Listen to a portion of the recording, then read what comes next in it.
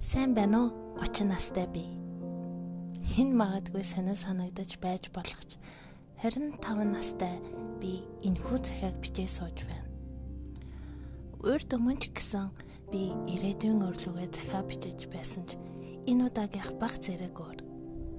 Хэдэн жилийн өмнөх би магадгүй 30 насыг маш холын ирээдүй гэж бодох байсан биз.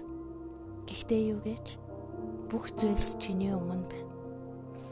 Би чамайг өөрийн төсөөлөлд байдаг юр бусын амьдралаар шахаж өөрийн болгосон байхыг шаардахгүй. Учир нь ядчил 25 настай би бүх зүйлд өөрийн гэсэн цаг хугацаа байдаг гэдгийг мэддэг болсон учраас би өөрийн болгож чадахгүй зүйлийг тавьж явуулах хэрэгтэй гэдгийг ойлгосон. Бас бусдаас тусламж хүсэх нь сул дорой байдлын илэрхийлэл биш, харин эсвэргээрээ өөрийгөө байгаагаар нь хүлээн зөвшөөрч чадаж байгаагийн баталгаа гэдгийг мэдэж авсан.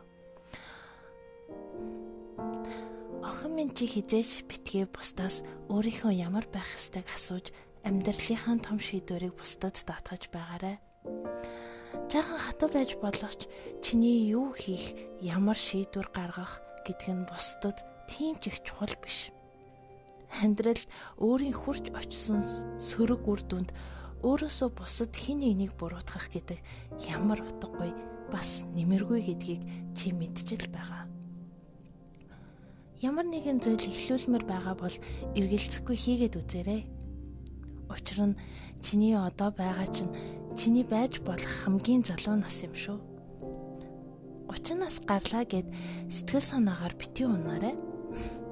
Учир нь чиний амьдрал, цаг хугацаа, боломжууд чинь чамайг хэдэн нас хүрсэн ч хүлээхгүй, харж үзэхгүй болохоор өөрийнхөө эрүүл мэндийг анхаарч яваарай.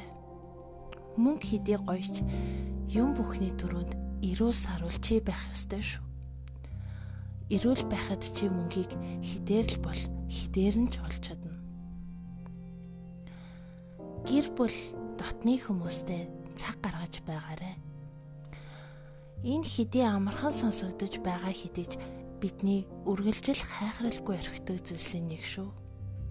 Чи үргэлж залуугаараа байхгүйтэй адилаар чиний эргэн тойронд байгаа хайртай хүмүүс чинь ч гэсэн залуугаараа байхгүй шүү. За тэгээд хамгийн сүлд нь энэ цаг хугацаа, энэ мөч бол чиний гэрэлтэх үе. Тийм ч учраас үүнээс их зүйлийг өнгөрсөн үеэс чинь хилээд хэрэггүй байх. Өнгөрсөндөө битгий амьдраарай. Гэхдээ өнгөрснөө хизээч битгий мартаарай.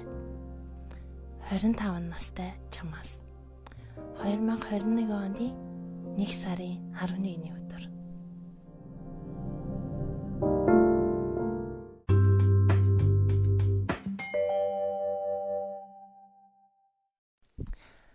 Миний ирээдүйн өөртөө бичсэн захиаг сонссон та бүхэнд баярлалаа. Та бүхэн ч гэсэн ирээдүйн өөртөө яг миний адилаар захиа бичихийг хүсэх юм бол миний бэлдсэн Google формыг бөглөөд явуулаарай. Тэгэх юм бол би таны захиаг